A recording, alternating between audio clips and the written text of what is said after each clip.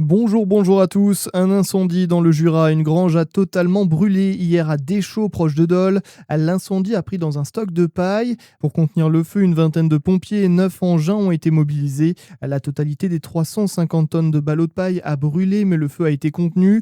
Un hangar agricole est déjà parti en fumée dans le même secteur début juillet. En Gironde, nouvelle nuit de lutte acharnée contre les flammes pour les pompiers. 42 000 hectares ont été parcourus. 220 000 personnes sont toujours évacuées dans la région. Le feu se rapproche encore de la métropole de Bordeaux. Au total, 115 000 hectares ont été parcourus à ce stade par des incendies depuis le début de l'année en France, a annoncé hier soir le ministre de l'Intérieur sur France 2. De son côté, la préfète de Gironde incite les touristes à ne pas venir tant que le feu n'est pas fixé. Plus de 5 000 pompiers, gendarmes, policiers et forces de sécurité restent mobilisés contre cet incendie décrit comme imprévisible. Pour ne rien arranger, on n'en finit pas avec la sécheresse. Une nouvelle vague caniculaire est attendue partout en France dès demain. En Bourgogne-Franche-Comté, les températures vont une fois de plus nettement dépasser les normales. 34 degrés prévus à Dijon, 35 du côté de Châlons. C'est dans le Jura que Météo France prévoit le plus chaud. Demain, 36 degrés annoncés à Dole et Lons-le-Saunier. Mercredi, les 37 degrés devraient être dépassés.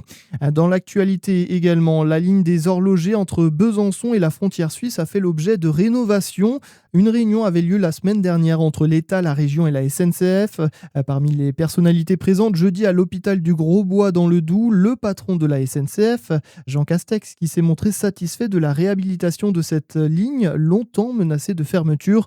On l'écoute, il était au micro de Charlie Chevasson. Il reste encore à faire. Vous dites un goût d'inachevé, on a tous des goûts d'inachevés, mais enfin, commencer par parler de ce qui reste à faire sans ça, c'est pas de l'autosatisfaction, c'est dire la vérité aux gens. Cet argent, il n'est pas magique.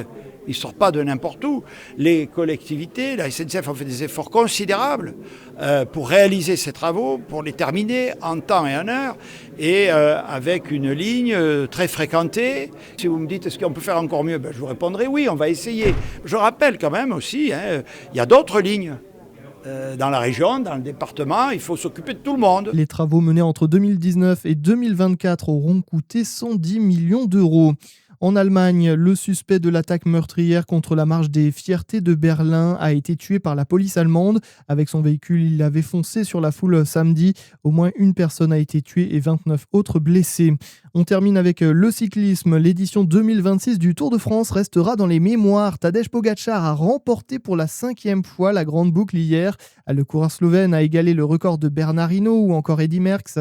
C'est Mathieu Van Der Poel qui s'est imposé au sprint sur les Champs-Élysées lors de la dernière étape. Voilà pour votre actu. À suivre votre météo sur Fréquence Plus.